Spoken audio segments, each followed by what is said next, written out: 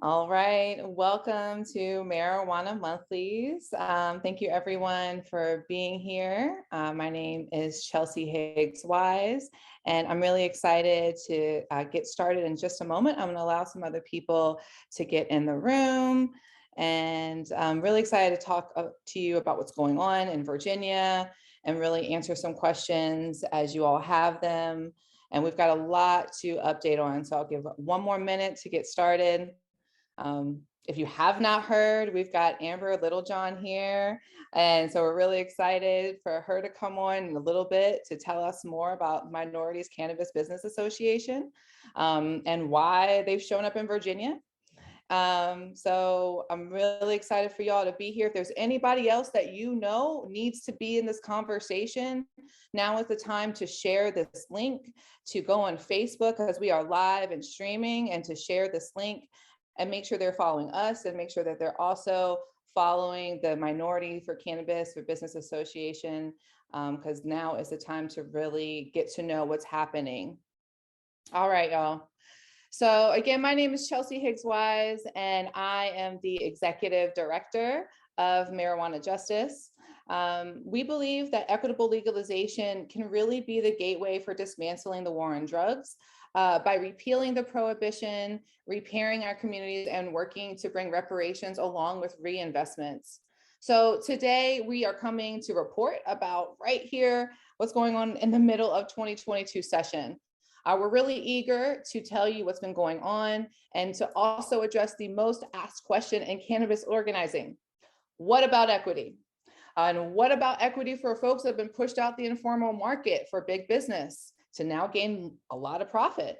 And what about equity? What about the question of small business owners like you, like other people that you know and love that want to get into this industry?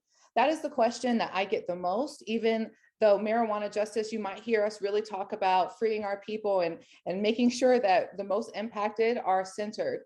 And that's exactly why we're here also talking about social equity, because we know that many of the barriers and bans also impact our people from having opportunities. So tonight we plan on answering these questions and discussing what's at stake in Virginia, and talking about what inclusion could be right here in cannabis, but what could also be a cannabis takeover before most people even get an opportunity to start. So before we get started, I really want to make sure everyone is subscribed to our YouTube page as well, and make sure that you're able to follow along. Now, before we get to business, literally, before we get to the business side, I do want to discuss a little bit about what's going on with some of our most impacted folks by the war on drugs. And by that, I mean by the people that are still locked inside. We know that we have at least 570 people that are incarcerated for 599 different marijuana related offenses. I'm going to break that down for y'all. So hold on with me right now. That's 229 people who are incarcerated with a non-drug related most serious offense, but also a marijuana offense. That's 331 people incarcerated for drug sales as their most serious offense, but also related to marijuana. And then 10 people incarcerated for just straight up drug possession, and it might just be large amounts of drug possession as their most serious offense. So right now we need to look at resentencing marijuana convictions and how that would really save us from over-criminalizing people now that we've legalized, as well as reunite our families and make sure that we can stop what's happening from continuing this enforcement as we so-called legalize right here in Virginia.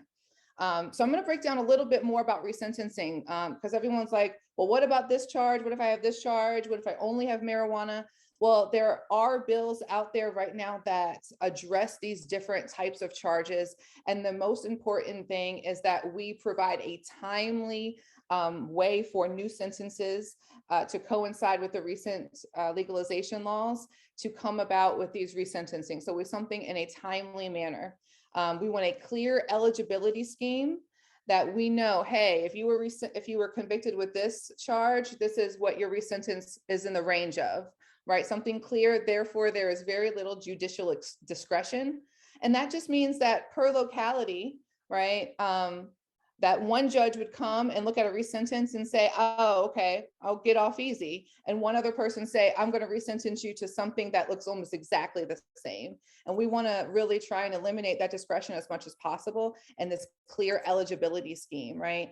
We really also want the onus of the identification for all of these 570 people to be on the state. We say, hey, you all locked them up. You are able to identify them, particularly by their charge. They deserve that notification.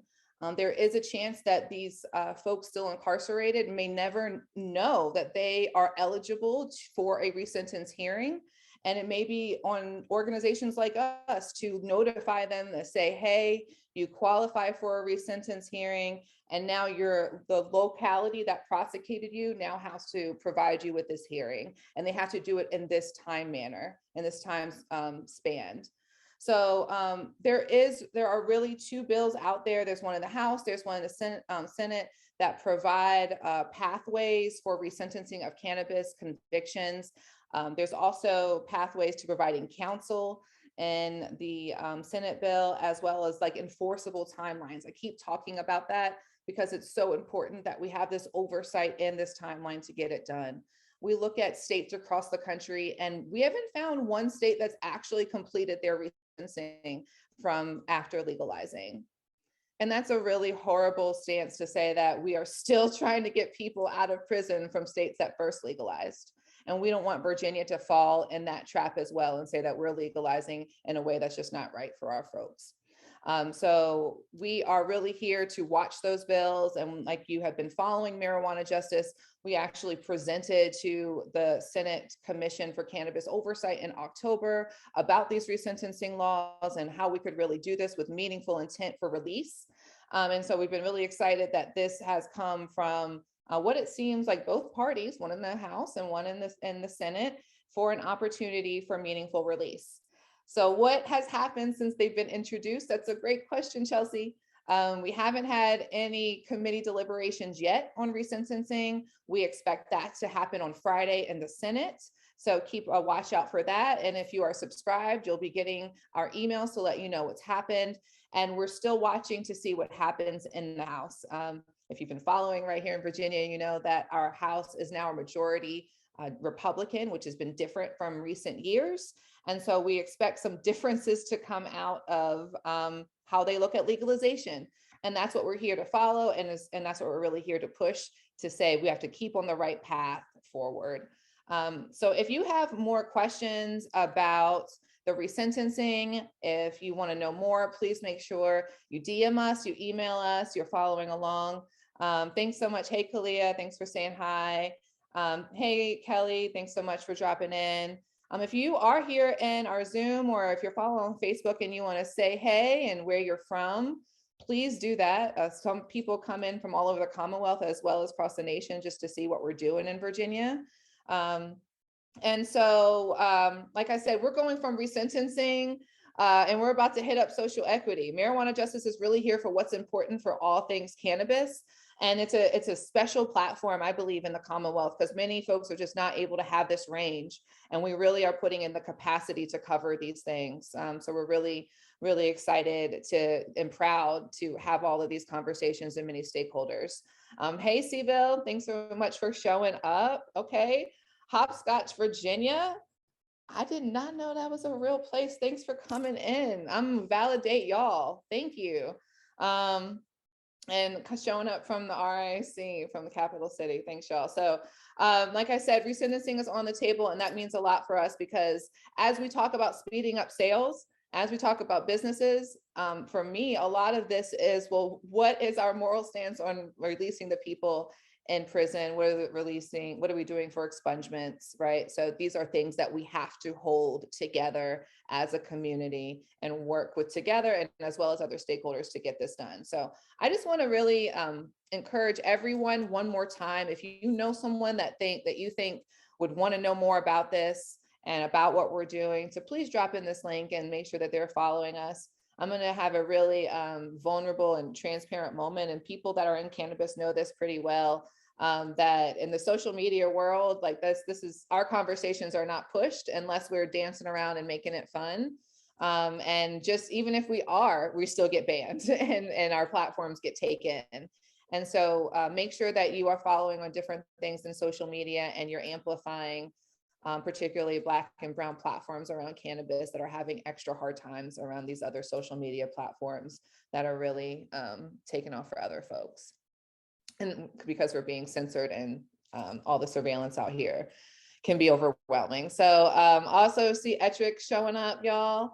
And really, and more from Cali. Thanks so much for showing up. So I'm gonna keep us rolling. I really want to make sure you all know that we are right here every first Wednesday at 6:30 for Marijuana Monthlies. We're always trying to get a guest to come in, show off their expertise and how they're teaching us and how we can teach them and how maybe we can work together to make both of our places better. And so I'm really excited to talk with Amber Littlejohn in just 1 second about why we're having this moment right now to work together. And, before I bring Amber on, I do want to just update everybody what happened this morning. There was a big conversation about cannabis that happened in the Senate. If you're following, it is particularly the committee of the Senate Rehabilitation and Social Services, and they have a subcommittee, that's fun, called Cannabis. So if you're following on LIS or want more of those links, you can look at all of our link tree or emails and you can find those. But they did have a very intense conversation about the industry and cannabis today. All right, so what happened today? What are the changes? If you've been following along, you'll learn you'll hear the changes right now. But some big things that came out that we care about is number one, that they want to add a new misdemeanor. So as of July 1 of last year, anything from 0 to an ounce was legal. And then an ounce to a pound was a civil penalty. And after that was a felony. All right. Now they want to add a misdemeanor in between that civil penalty and a felony. So anything above 4 ounces is now going to be a misdemeanor. So we're adding more crimes, even after we just sealed all these misdemeanor records. And now we're talking about, people deserve, and y'all, we have actual data all over the country, but right here in Virginia as well. And the JLARC did a study to actually show the disparate and disproportionate targeting that was happening of Black people in possession, right? So here we go again, basically outlawing some type of possession that we know Black folks in Virginia are going to bear the brunt of the most. So they're adding that misdemeanor, and they're also adding a felony for anything over 4 pounds is a possible imprisonment from 1 to 10 years. So here we go. And this is not actually acknowledging that the war on drugs exists by adding new crimes. The big news is that last year, when we passed the bill, we said that our operations and sales would start in 2024. Well, come to find out, y'all, they want us to now start 2023 next year. Now, that might really sound exciting, but let me tell you what that means from a process wise, because everybody cares about where their cannabis comes from. They care about who sells it, and they care about who's making money from it.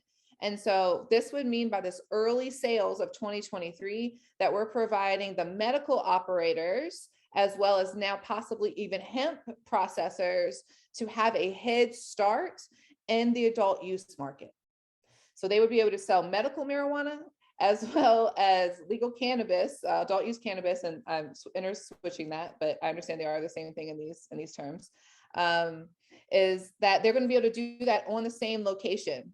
And that we're going to talk a little bit with Amber, and we're going to hear all her expertise about why that's not a great thing. To continue on some of the updates is that they also said, hey, when we start selling, well, before we start selling, we're going to allow localities in Virginia to vote on whether or not they want to sell weed in their locality. So no matter where you are, in all those places that just dropped in Virginia, even if we pass this law, you might have to fight in your locality for a referendum to say we do not want to opt out of legalization. So the fight is not over. The fight is not over. And so, hey, Josh. And so that it maybe in Yorktown, maybe they don't want it because that's a historic site. They say cannabis, that's where Jamestown and a lot of colonial history happens in Virginia. I don't know. I don't want to get in y'all's business. I'm just an example. But this is type of inequitable piece. And I'll even ask Amber about this opt-in, opt-out language. And that would supposedly happen in November in localities, y'all. Another update, which I actually am okay with, but interested to also hear what Amber says, is that if you followed along last year, they want this exception for medical operators to be able to sell adult use, and they're going to extend that for this early sales in 2023. Now, what they are saying is if they do that, then they do have to pay not just $1 million, which was settled on last year, but now $6 million. Now, my issue with this is y'all, this is just some number that somebody threw together. I think that this number is going to be negotiated so many times, and I can't imagine what this conversation is across the country, but this is something that I think people are trying to say will be a good thing. But we have to also now go to my next point, which is even if they're collecting this money and it's supposed to go to social equity operators, that's the point of collecting that $6 million fee, y'all. It's supposed to go to social equity operators, but what we do not know is when social equity would actually be able to start, number one. And we also don't know how social equity will look, except for they're saying they're putting a lot of promises and onus on these businesses to say, hey, they'll get a good DEI plan, a good diversity, equity, inclusion plan, and they're going to incubate them. And that's their social equity that they're planning out right now, y'all. So I'm really excited to now actually introduce Amber Littlejohn, who's the executive director of Minority Cannabis Business Association. So the largest national trade association representing minority cannabis businesses and their communities. Now, Amber is a policy attorney and veteran advocate for emerging invaded and emergency industries. And prior to her role executive director, she was also really helping and implementing MCBA's federal policies and programs. I've seen Amber all over the federal level. It's actually how I started following her. And she's done a lot of other amazing work. So I'm really excited right now to introduce Amber Littlejohn. Wonderful. Thank you for having me. It's truly an honor. I admire the work you do and the passion and that you are an unwavering advocate for the community. So thank you for having me, and thanks to everyone for being here tonight. Thank you, Amber. Now, like I said, I've been following Amber for a little while. If you have been in cannabis, I don't know how you could miss Amber and particularly that organization's work. So Amber, tell us a little bit about your organization and like what do you all really stand for, and maybe what even brought you to Virginia? Yeah, so MCBA, we are a trade association, which is a little bit different than, for example, your organization or a lot of the advocacy organizations we have in the space. It means that we are focused on business issues. We are focused on supporting minority entrepreneurs. We are focused on creating policy that supports that. We are different than a trade association and the other trade associations you see because we are firmly rooted in the principles of equity and justice, meaning that we don't do the whole, it's okay, we'll get to equity later, let's just legalize it and move forward and we'll fix it later. We don't do that. We have put our organization, our reputations on the line many times to shoot things down that industry wanted. We are primarily known as a policy organization. We have a model ordinance, a model state policy that we are currently updating if anybody wants to be a part of that, and really do a lot of federal and state advocacy, as well as programming and education. And it's pretty exciting because as an organization, we are growing. And that growth is really being reinvested into services to the business community. So we are definitely excited to be able to do more by way of education and programming and resources and support. So Virginia, what brought me to Virginia? Well, I'm actually located in DC. So for me, and then being the daughter of Southern folks, that was a really important discussion. This is, one of the first, Southern states to really be looking at adult use. And I was very curious to see how it would roll out and how it would happen. And so for us to be just a proximity thing, the importance of the message that Virginia sends to the rest of the nation, and especially the Southern states, given the grotesque disparities in how cannabis laws have been enforced in Virginia, and given how oligopolistic Virginia's current market is, for us, that really was the perfect environment for us to come in and really try and affect some change if we can. Yeah, and I appreciate what you're saying and how the differences of our organizations, but now how we are still really standing in some of the same goals for our folks, right? And how we have to really come together to make sure at the root of where these policies are developed, that they're really for the good of our folks. From your experience, what are some of the most prominent barriers that deter minority success in the cannabis industry? And like, what warnings would you give Virginia lawmakers as well as the residents and constituents? I think the one that we talk about most frequently, I'll cite two, and the one that we talk about most frequently is really kind of access to capital and resources. And unfortunately, this is a product of the war on drugs and prohibition that has created this disparate access to capital and resources. So that's the one that we talk about the most. And I really always encourage people to be very prepared to have to navigate that and the challenges of actually raising capital in cannabis. But the other one that I don't think we talk about enough, that I really hope we can get that conversation going, is that we are fighting, especially when we're looking at legalization of a state that already has a functioning medical market. You have often oligopolies that are created. And so we are fighting against the inequities that exist within the medical market that then carry over into the adult use market. And so trying to address that through many of the social equity programs is like trying to, take a little eraser head when the problem is like this. That's right. That's right. Oh, okay, very good. So your key, go ahead. Oligopoly, I cannot spell out loud. Ologoply, maybe. That was really close, Sherry, closer than I maybe even got right now. We're gonna work on that. We'll get that word for you, because it But is. oligopolies are a thing. And if you look around, there are companies that are actual large operators that actually incorporate the word oligopoly into their investor statements, talking about how that is actually their market strategy. So to keep everybody else out of the market and to try and exploit these small markets. Wow. So that's exactly what it sounds like is happening. And I just, like you mentioned, just how Virginia is in general with cannabis, but I just want to also mention in the broader sense that Virginia boasts to be #1 in business in general, but many of the businesses, again, have just not shown to be very equitable around. I won't name any locally, but you can probably guess a few. And so we are now, to my next thing is that you're just saying you want to help prevent that. You want to see what's happening here. Virginia is really now promising these early sales, Amber. They're starting to say that. They said 2024, and they're allowing operators and perhaps hemp operators to have a head start in the industry. So tell us a little bit more about like, what will that mean? What has that meant for other folks? And has it worked in the past? And I'll say, from listening to a lot of committees, the thing that they keep saying is, well, it's going to stop the illegal sales, and it will make people safer. I'm unsure totally, but help me out here. So I'm going to start with their reasoning and justification that it's going to stop early sales.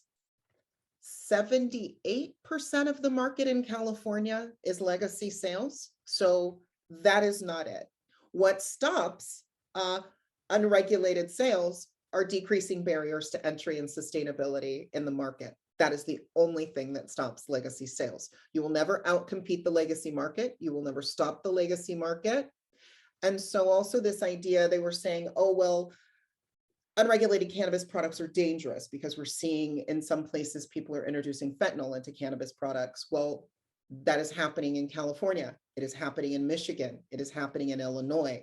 And it is tragic, but it is not because they don't have access to legal cannabis. It is because these markets are inaccessible. And so there is a proliferation of unregulated folks. And it's really difficult to then determine who are legacy operators and who are people that are truly doing abhorrent things like selling cannabis with fentanyl in it. And there is a difference. A complete difference.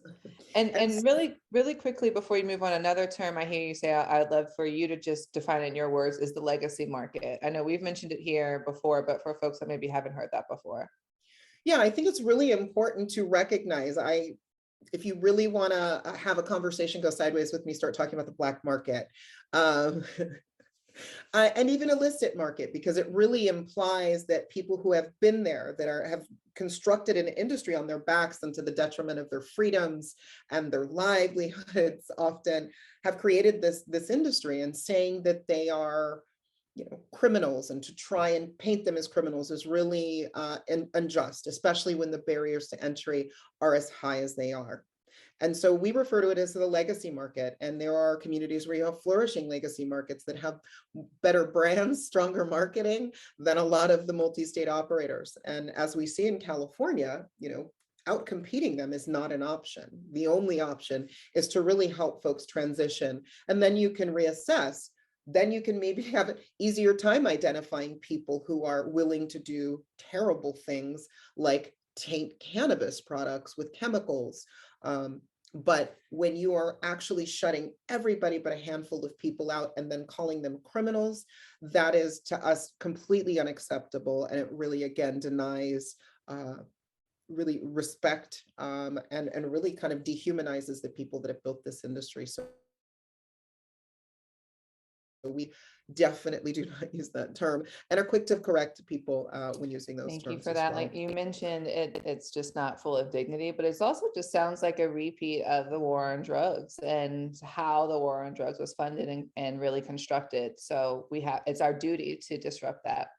I want to definitely go back to the early market sales and what we've seen in other situations.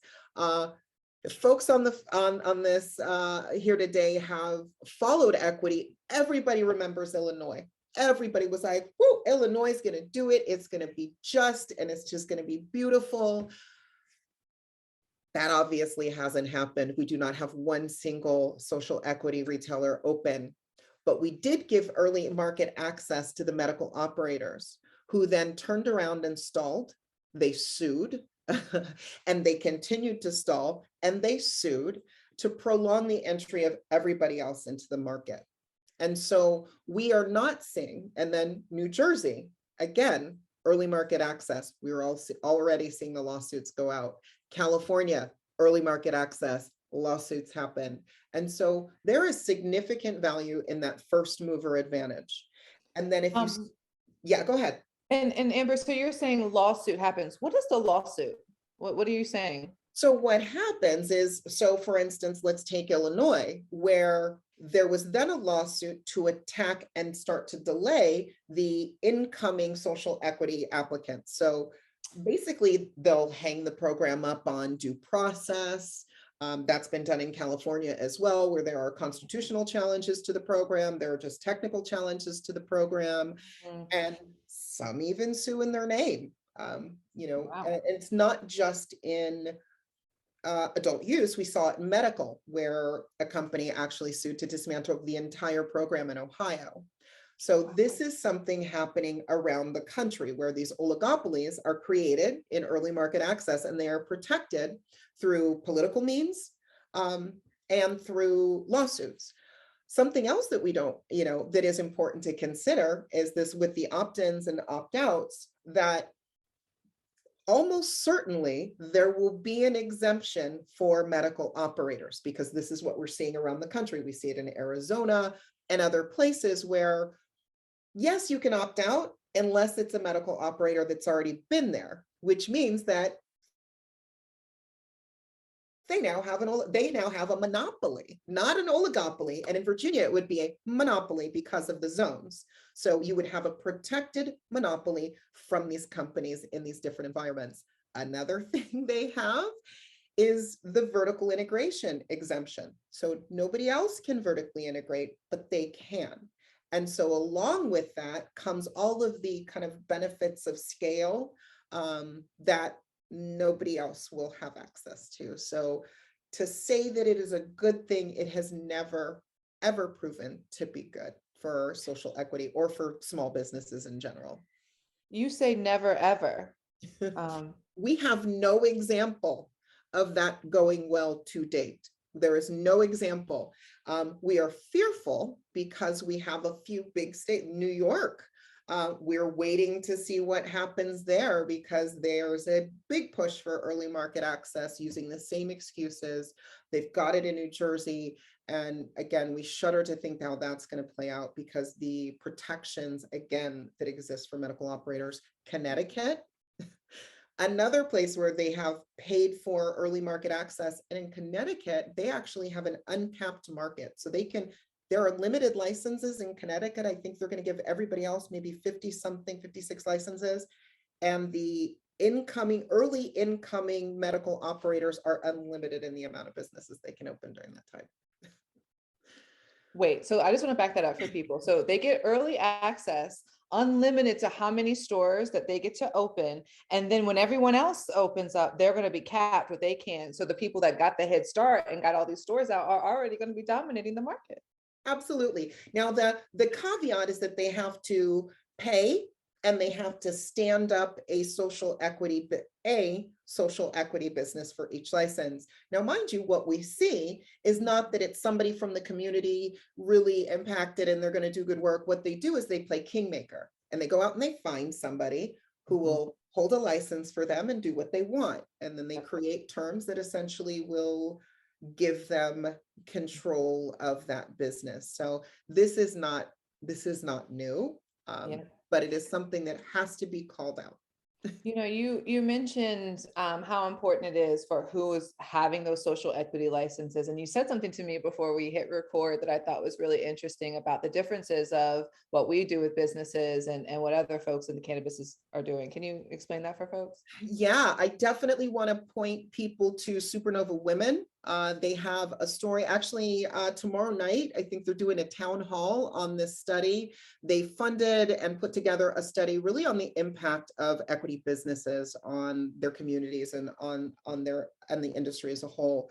And we give more despite having businesses that are not making the money that everybody else is making. We are the ones doing the reinvestment. We are the ones lifting other people up. We are the ones giving exponentially more than these other businesses are giving.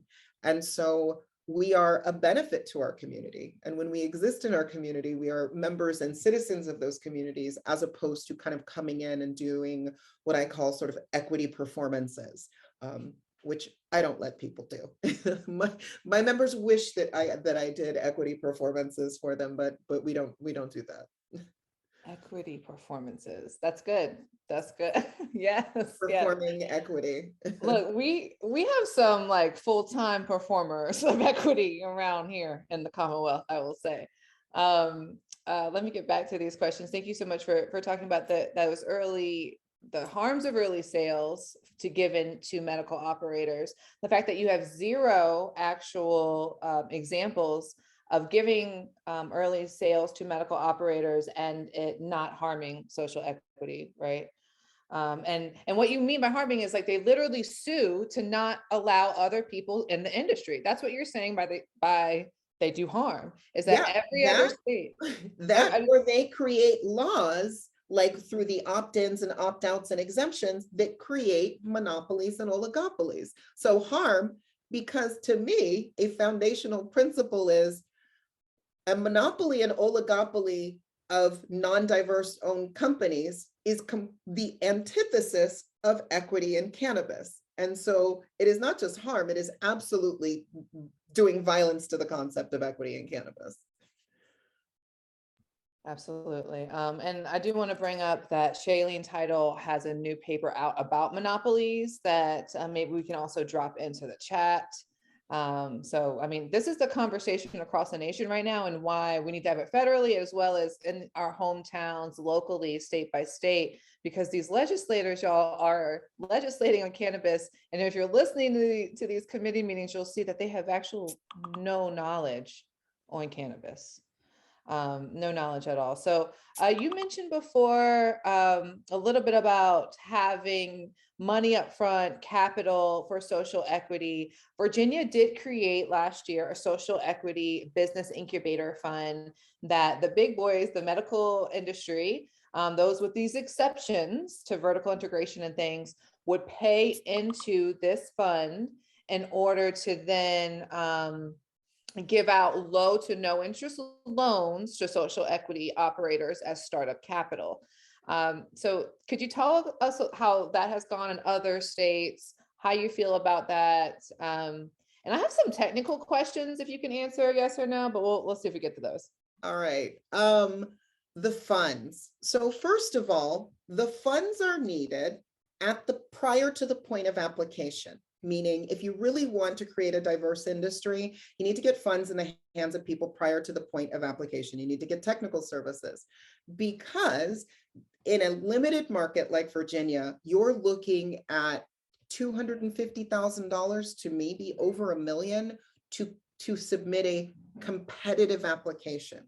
That is to submit a competitive application. If we want to get into actual startup costs, then we are looking into the, maybe if it were super ultra micro, maybe $500,000 to $2.5 million. It really just depends on where you are, if you have to buy the property. So to say that a handful of operators giving a few $1,000,000, and we also don't know if that will actually happen. If it happens, where will that money go?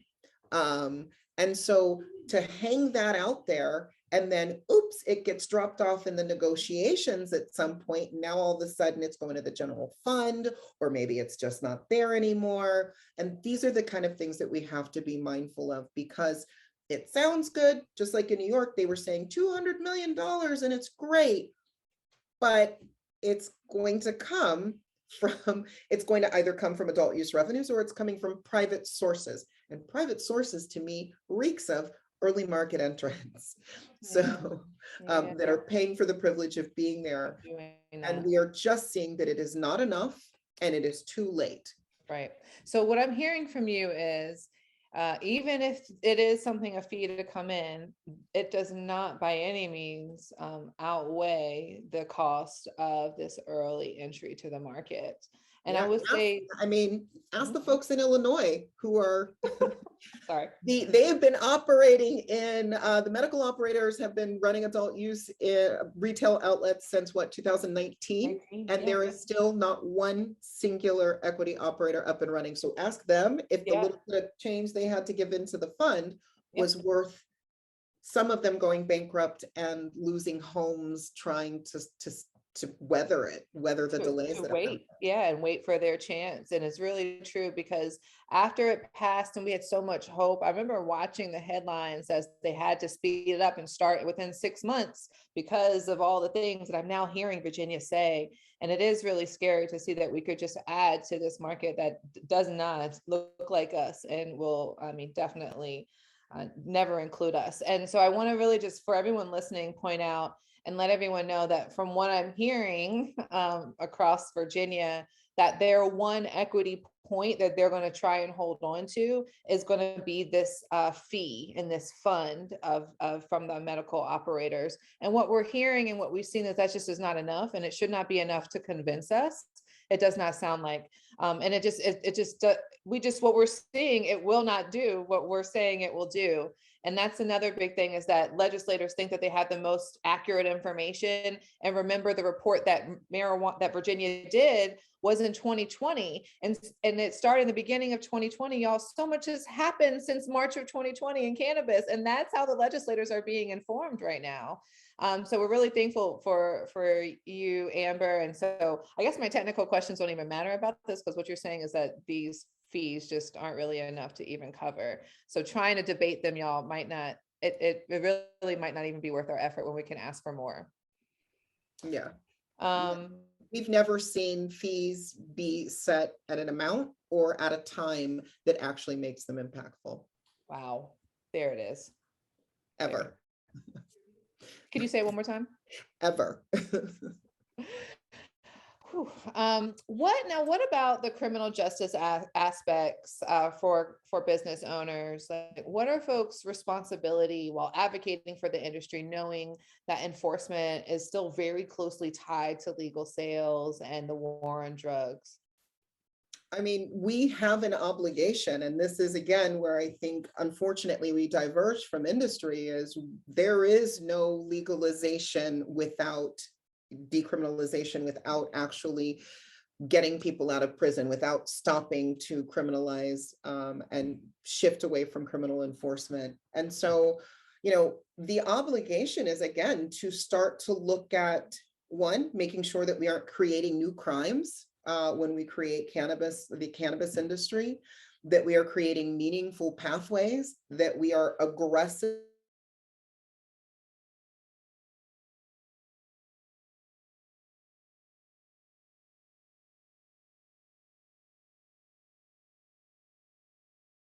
a bottom line. If you ever support a cannabis bill without expungement in it, that should just be a non-starter. And not to mention, for us, we believe that, of course, the full breadth of equity, because the harms were broad, so equity has to be broad. And that means that we're touching everything from the justice aspects, the community reinvestment aspects, the industry aspects, and then the access aspects. So to us, without all four, a bill is a non-starter for us. We will never support a bill that does not have all four. And so it's really important for industry to have some serious come to Jesus moments with itself about whether or not their stated values and what they say they believe in actually aligns with their actual values. And if you support oligopolies, you do not support equity. Just flat out there. That's as far as industry is concerned, you don't support that. And so unless somebody can prove to me that somehow there is a mysterious 51st state that we don't know about that has legalized cannabis and it's worked, then, again, supporting the initiatives in Virginia really, to me, evinces such it's a missed opportunity, because they could really have stood for something meaningful, and instead they are buddying up to people who are calling it the give a felon a license program and framing equity as if it's a joke, when we have literally had this whole war on cannabis and war on drugs directed at our community purposefully and intentionally. Very true. Amber, we've got in the chat Aaron asking for those 4 points again that you all decide on whether to support a bill or not.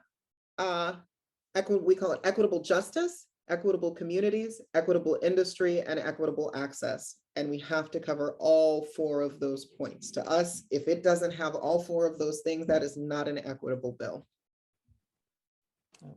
Thank you. And I will say that it's definitely starting off and starting marijuana justice, looking at your model ordinances and things like that really helped guide just understanding the process and learning how these codes go all the way from the state down to municipalities, right? I want to give a moment. Aaron asked a question.